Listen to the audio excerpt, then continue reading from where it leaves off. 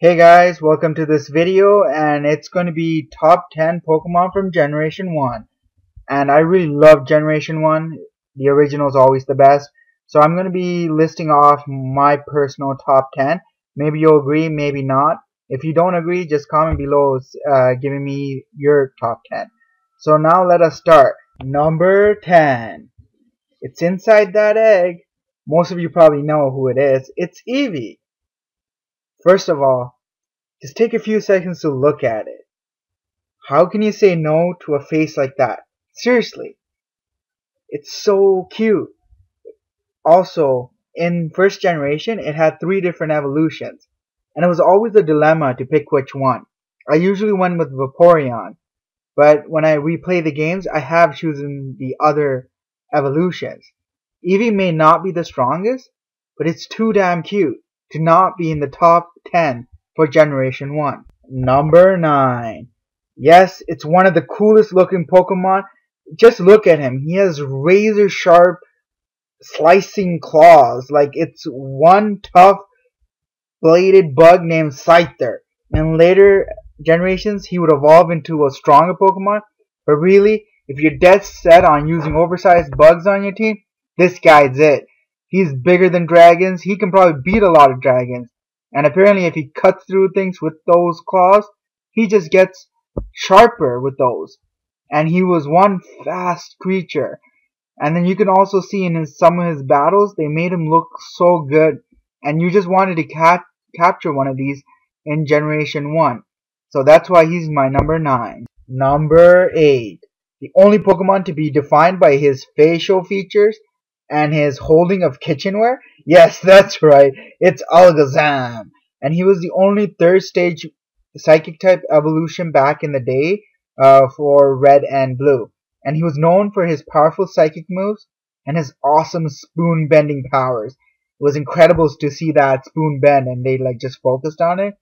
The reason he's listed so low is because you always had to trade to get the final evolution.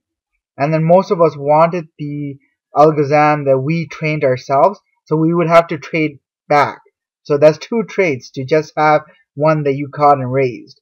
So it caused a lot of frustration, but his abilities and his attacks, they're amazing. Like, how can you not have this guy on your list? Number 7. On top of being a solid fire type Pokemon, it's a man's best friend. It's Arcanine, more like man's beast friend. His base stats are super crazy good. That's if you're into that. But even if you're not, it's hard to deny that this fire-breathing dog could burn down anything it faces. Also, its species and data entry says it's a legendary Pokemon. So how badass do you have to be called an actual legendary, even though you're not a legendary? Who wouldn't want a fire-breathing best friend as a Pokemon? Number 6 is the Barney looking dinosaur called Dragonite. Let's sing the song. I love you, you love me, okay, we're not going to sing it really. I'm not going to try to explain how magentic blue eel turns into a big orange dragon. But Dragonite might be the most satisfying evolution in the game. Because it takes forever to level up. Like seriously, it levels up at level 55. In Generation 1, training Pokemon took a long time. And it's the highest evolution in the game. But you learn to have respect for it when you battle it in the Elite Four. When a Dragon Trainer has all of the dragons. And all the evolutions of Dragonite. It also helps that it ends up being one of the best Pokemon in the game. Number 5. Yes, it's the beloved Gengar. In order to get it, you have to trade the Haunter and it evolves. But it's amazing when it evolves. And it's the highest ranking ghost Pokemon of Generation 1. It's a very creepy smiling gas ball or licking ghost. Like if you've seen the episodes, it's pretty hilarious. His personality, he goes around scaring people, laughing.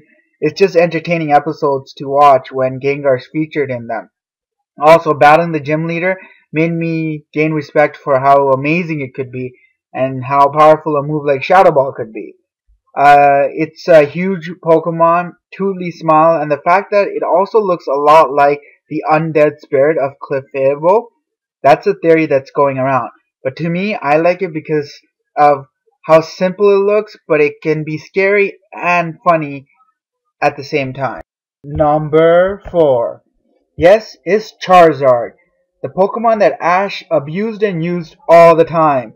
It was apparently smaller than most of the Charizards in the island, but still a very strong Pokemon. It also apparently beat Blastoise, Gary's Blastoise, which I don't know how that's possible, but it was done.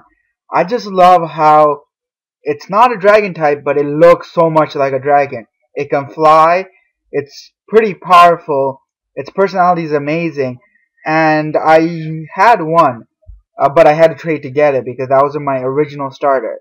But he is one strong pyromaniac Pokemon that you can own. Number 3. Yes, it's Gyarados, one of the most shocking and satisfying Pokemons to ever use in Generation 1. Because you had to start out with the stupid, splashing, worthless fish, which was called Magikarp, and then evolve it into this huge, terrifying dragon. Having to start off all your matches with the little fish, and then switching it.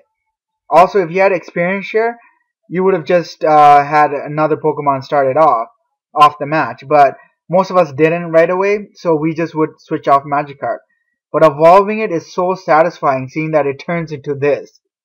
And its Hyper Beam was amazingly powerful in Generation 1. But the downside was you had to recharge. And then it also had Dragon Rage. I just was amazed also that you could get a red Gyarados, because in the episodes you saw it, and red is my favorite color and water is my favorite element. So how can you go wrong with Gyarados? Like, I know all of you had a Magikarp. Be honest. Number 2. That's right, it's Mewtwo.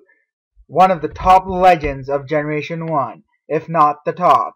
So most of you probably saved your Master Ball for this one. He was the strongest Pokemon in the game. And having him on your team, you were like almost unstoppable with him. The thing was capturing him. Some of you probably tried using a Pokeball many times. Like you would go in front of the island, save the game, and then try your luck at Pokeballs and Great Balls. So you would save your Master Ball. And if it didn't work, you would all rage quit, turn off your Game Boy, and then turn it back on and try again. Because if you didn't have Mewtwo on your team, you were kind of a joke. You were more than a joke. You were in the inferior clone of a joke. Get it? Anyways, back in the day, Mewtwo was it. And that's why he's my number 2. Number 1. That's right, it's Pikachu. Ha! I joke, it's not. It's an honorable mention. It would be my number 11. But my number 1 would be Blastoise. The reason, most of you probably already know why, because it's like a turtle with pipes bursting out of his shell. Like just look at it, how tough it looks. And it was one of the most powerfulest starters. Even a game was named after it. Pokemon Blue featured Blastoise as the cover. Just look at this guy. He's a tank of a turtle, has great defense, and he has like powerful moves like Hydro Pump, Bubble Beam. Back in the day, those are the moves that you needed. It also has Skull Bash, Body Slam. In the series, Squirtles are very cool too, because Ash's Squirtle was the leader of the cool crew or something like that, and they always caused trouble, which was hilarious to watch. There was also an episode featured where Blastoise was in an island of its own with a lot of other Squirtles and Wartortles, and it was an amazing episode, and that's one of the episodes that made me like Blastoise a bit more. So that's my top 10 from Generation 1. Is your top 10 the same? Feel free to comment below if it's different and to list it, because I'm interested at what you guys think about it. Remember to like, comment, and subscribe if you like this video. Thank you and have a good day.